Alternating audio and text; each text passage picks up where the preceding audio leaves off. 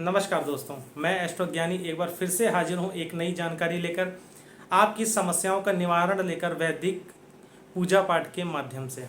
दोस्तों, प्रकृति में जब किसी समस्या का उत्पन्न होती है, कोई समस्या उत्पन्न होती है, उसी समय उसका निवारण के लिए भी विधि लिख दी जाती है।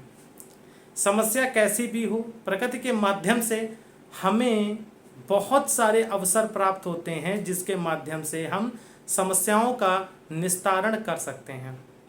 कुछ पूजा पाठ के माध्यम से होते हैं, कुछ दान के माध्यम से होते हैं और कुछ कर्म के माध्यम से होते हैं। पूजा पाठ के माध्यम से सभी समस्याओं के निवारण हेतु एक अति महत्वपूर्ण दिन हमें प्राप्त होने वाला है आने वाले कुछ समय में।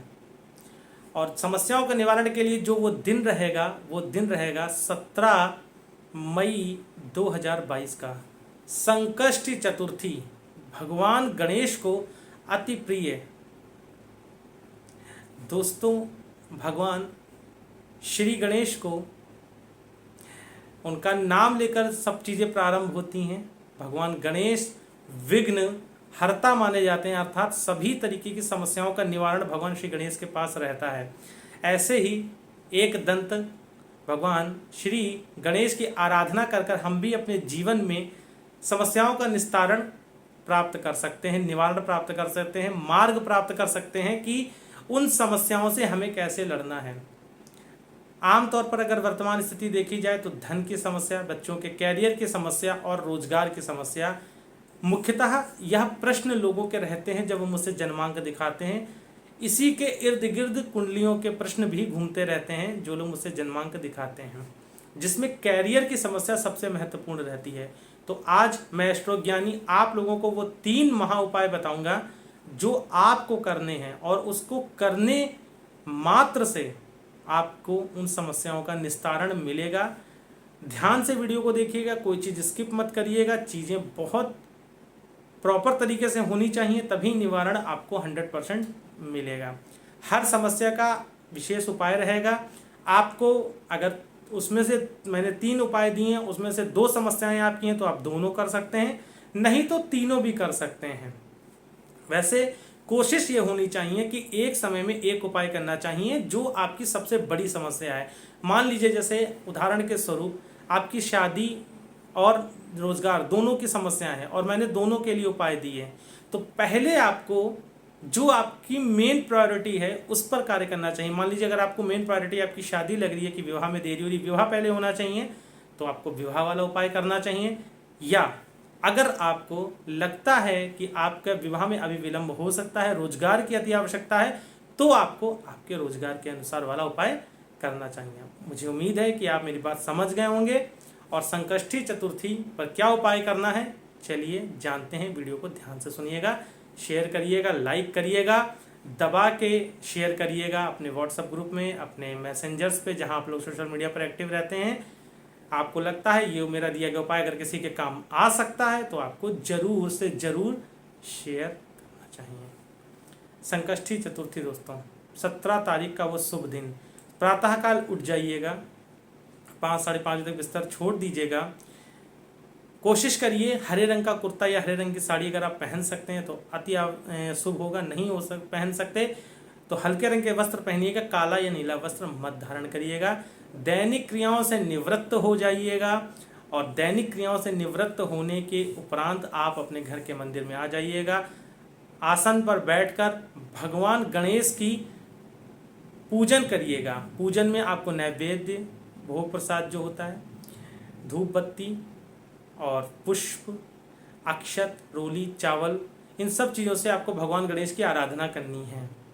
और उसके उपरांत अगर आप व्रत करना चाहते हैं तो अति शुभ, नहीं व्रत कर सकते हैं तो कोई बात नहीं, आप केवल जो मैं उपाय दे रहा हूँ अपना पूजन करने के उपरांत भगवान श्री गणेश का आप उन उपायों को कर सकते हैं। तो चलिए, पहला महा उपाय, अगर दोस्तों आपके रोजगार में दिक्कत आ गई है, व्यापार चल रहा था बंद हो गया है, व्यापार बंद होने की कगार पे आ गया है, या व्यापार में वृद्धि नहीं हो रही है एज इट इज़, जहां पर आपने 2 साल पहले शुरुआत करी थी या 3 साल पहले शुरुआत करी थी, अभी भी वहीं पर आप हैं, तो उसमें वृद्धि कैसे होगी, आप ये बात जानिए, ये उपाय नोट करिए, इस उपाय को करिए। साफ स्वच्छ एक पान का पत्ता लीजिए, जी हाँ, साफ स्वच्छ एक पान का पत्ता लीजिए, उस पर अपनी अनामिका उंगली से, रिंग फिंगर से, आप दाहिने हाथ की रिंग फिंगर से हल्दी से स्वास्तिक बनाइए। चिकनी पटल पर, जो पान का चिकना सतह होता है, उस पर हल्दी से स्वास्तिक बनाइए और उस पर एक सुपारी, जी हाँ, एक सुपारी और 27 दुर्वा, जी हाँ, एक सुपारी और 27 दुर्वा रखकर भगवान श्री गणेश के चरणों में अर्पित कर दीजिए।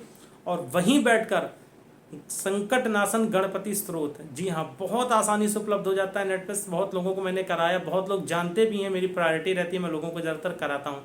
संकट नाशन गणेश स्त्रोत का कम से कम 121 पाठ करिए और भगवान से हर पाठ के उपरांत अपनी मनोकामना बोलिए कि मैं व्यापार में वृद्धि चाहता हूँ, भगवान मेरे व्यापार में आ रही सभी रुकावटों को आप दूर करके मुझे व्यापार वृद्धि प्रदान करिए। दोस्तों, निश्चित लाभ होगा, इसमें कहीं से कोई दो राय नहीं है। अगले दिन वो पान का पत्ता, अगली सुबह यानी 18 तारीख की सुबह, आप उन पान के पत्तों को जल प्रवाह कर दीजिएगा, नहीं तो किसी पेड़ के छांव के नीचे रख दीजिएगा, पीछे मुड़ के मत देखिएगा। 121 पाठ करने हैं। 121 पाठ नहीं कर सकते तो 11 पाठ भी कर सकते हैं, 51 पाठ भी कर सकते हैं, परंतु 121 करते हैं तो 100% लाभ होगा ही होगा। क्या ये उपाय हम सुबह ही कर सकते हैं? ये बात मैं एक और क्लियर कर देता हूं दोस्तों। दूसरा महा उपाय देने से पहले आप पूरे दिन में कभी भी कर सकते हैं। रात में 10:20 से पहले, चंद्र उदय होने से पहले, चंद्र दर्शन से पहले, पूरे दिन में ये पाठ और यह उपाय कभी भी किया जा सकता है। तो इस बात को, ये मैं तीनों महा उपाय के लिए बोल रहा हूँ, तीनों महा उपाय सुबह प्रातः 5 बजे से लेकर रात में 10:20 से पहले कभी भी किए जा सकते हैं। जब आपको समय मिले कर लीजिए, करिएगा अवश्य।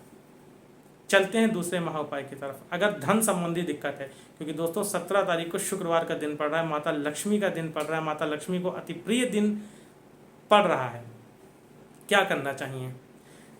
सुबह बिल्कुल पहले जैसे मैंने महा उपाय में बताया, आप भगवान गणपति के पास आएँ। अगर शाम को उपाय कर रहे हैं तो स्नान कर लीजिएगा, पीले रंग का या हरे रंग का कपड़ा पहनिएगा या हल्के रंग का कपड़ा पहनिएगा, नीले काले रंग को अवॉइड करिएगा, गरिष्ठ भोजन मत करिएगा उस दिन, प्याज लहसुन मत खाइएगा, और व्रत हैं तो अति उत्तम।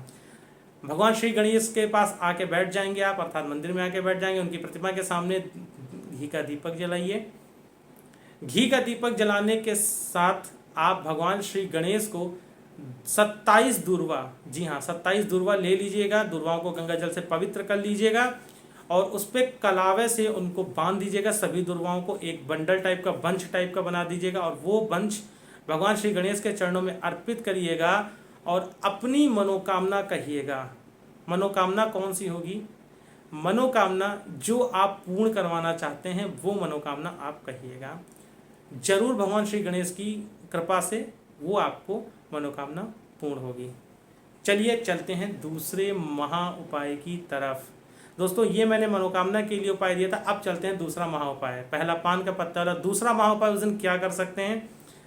अगर बच्चे का मन पढ़ाई में नहीं लगता, जी हाँ, बच्चे का मन अगर पढ़ाई में नहीं लग रहा है तो ऐसी स्थिति में क्या करना चाहिए? बच्चे के हाथ से भगवान गणेश के सम्मुख बच्चे को बैठा लिए, मंदिर में बच्चे को बैठा लिए, भगवान के सामने दीप प्रज्वलित कराइए और ओम गंग गणपते नमः, जी हाँ, ओम मूल मंत्र है भगवान गणेश का, अति प्रिय है। ओम गंग गणपते नमः मंत्र का 121 माला या कम से कम 11 माला जरूर कराइए उस दिन, और फिर एक माला नित्य भगवान गणेश के सामने बैठ के बच्चे को कराइए और बच्चे के हाथ से भगवान गणेश को दूर्वा ले लीजिएगा। 11 दूर्वाओं की संख्या रहेगी, उसके बीच में गुड़ की डली रख के भगवान गणेश के चरणों में अर्पित कराइएगा। मंदिर में भी कर सकते हैं, घर के मंदिर में भी कर सकते हैं, कहीं भी कर सकते हैं, करवाइए। 100% बच्चे की बुद्धि प्रखर होगी, इसमें कहीं से कोई दो राय नहीं है। चलते हैं तीसरे महा उपाय की तरफ। अगर आपको लक्ष्मी प्राप्ति करनी है, लक्ष्मी की कामना कुबेर को छोड़ के सबको है, सबको आवश्यकता है। संकष्टी चतुर्थी का दिन अति शुभ है, भगवान गणेश के साथ लक्ष्मी का पूजन होता है, क्योंकि गणेश बुद्धि के देवता हैं और लक्ष्मी धन प्रदायक हैं। जब बुद्धि होगी तो धन आपके पास ऑटोमेटिक आएगा ही आएगा। आप जंगल में, अगर आप विद्वान हैं, ज्ञानी हैं, तो आप जंगल में बैठ के भी रोटी अच्छे से खा सकते हैं, आपके पास धन आएगा ही आएगा, ये सब जानते हैं। तो चलिए, धन प्रदायक कौन सा वो उपाय है जो हम करेंगे संकष्टी चतुर्थी पे और हमको लाभ मिलेगा। तो संकष्टी चतुर्थी के दिन आपको सायंकाल में, ये उपाय सायंकाल में करिए तो ज़्यादा बेस्ट है। लगभग 6 बजे के करीब नहा धोकर गुलाबी रंग के वस्त्र धारण कर लीजिएगा, चाहे महिला हो चाहे पुरुष। गुलाबी रंग के वस्त्र धारण करके एक दिया माता लक्ष्मी के सम्मुख और एक दिया भगवान गणपति के सम्मुख आप प्रज्वलित करिए। देशी घी का या तिल के तेल का, डजन मैटर, कोई भी कर सकते हैं।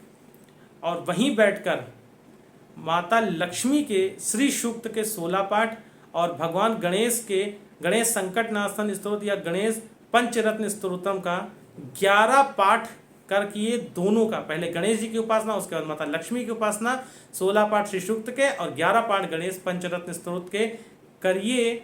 जबरदस्त तरीके से आपको रिजल्ट दिखेगा, इसमें कहीं से कोई दो राय नहीं है। उसके बाद दैनिक क्रिया में ये दोनों पाठ एक एक के क्रम में शामिल कर लीजिएगा।